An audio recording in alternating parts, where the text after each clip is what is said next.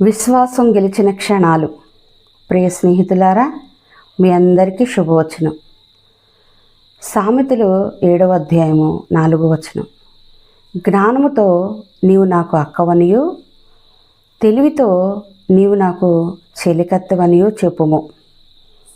ప్రియమైన స్నేహిత, మన జీవితంలో అక్క చెల్లెలు ఉంటే ఎలా రక్షణ కలుగుతుందో ఆలోచించండి.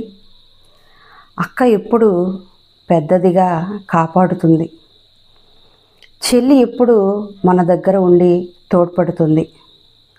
అలాగే జ్ఞానం అక్కలాంటిది, మనను తప్పుదారిలో పడకుండా హెచ్చరిస్తుంది. తెలివి చెల్లి లాంటిది, ప్రతి చిన్న పనిలోనూ సరైన దిశను చూపిస్తుంది. ఒక చిన్న కథ. ఒక అనాథ పిల్లవాడికి ఎవ్వరూ లేకపోయినా అతనికి అక్క చెల్లి మాత్రమే పక్కన ఉండేవారు.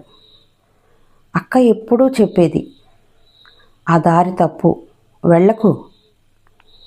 చెల్లి చెప్పేది, ఈ దారిలో నడువు, నీకు సురక్షితం. అతను వారి మాటలు విని జీవితాన్ని రక్షించుకున్నాడు.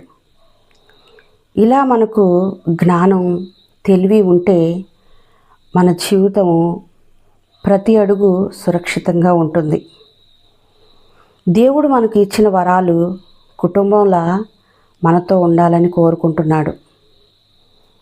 జ్ఞానాన్ని అక్కలా, తెలివిని చెల్లిలా గౌరవించి మన గుండెల్లో ఉంచితే మన జీవితం దేవుని మార్గంలో రక్షణతో సురక్షితంగా ఉంటుంది.